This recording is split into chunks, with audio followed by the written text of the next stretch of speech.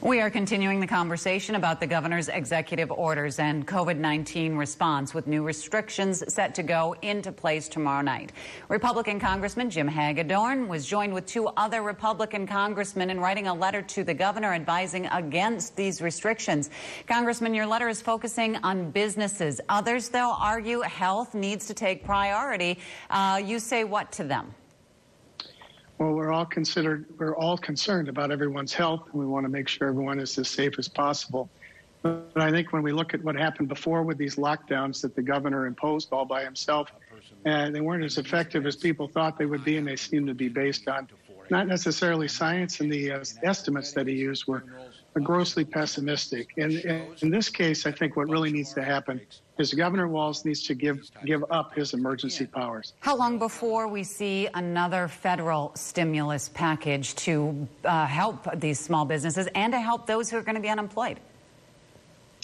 Honestly, I would have thought that after the election, Speaker Pelosi would work with us and move a bill. But it doesn't appear as though she's going to do anything until the next president is sworn in. So I'm concerned about that. I think we need to get this help to our farmers, small businesses, and others right away. Congressman, do you think that this letter that the three of you sent to the governor will do anything? You've sent letters before about COVID-19 response. Well, in this case, we're talking about federal dollars that we voted to appropriate to send out to Minnesota. I hope he would listen to us and work with us on that. More importantly, though, Governor Walz needs to give up his powers and work with the state legislators. 70% of the people who have passed away in Minnesota have been in long-term care facilities. Sadly, we lead the nation in that. That's a terrible statistic. Most of the people in Minnesota who have passed away have been elderly, 70 and above.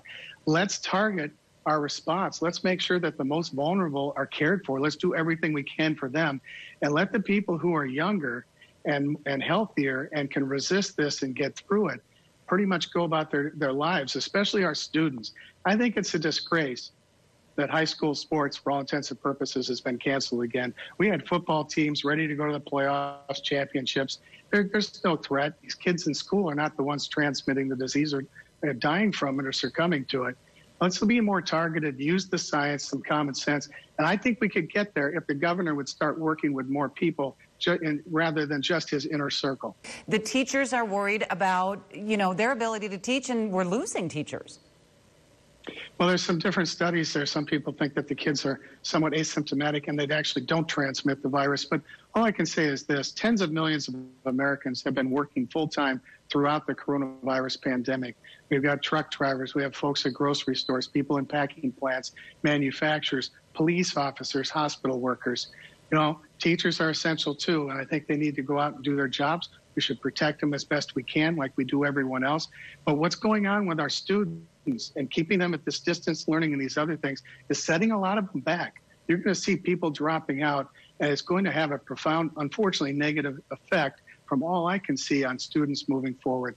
I'm very concerned about their future as well. Congressman Hagedorn, I appreciate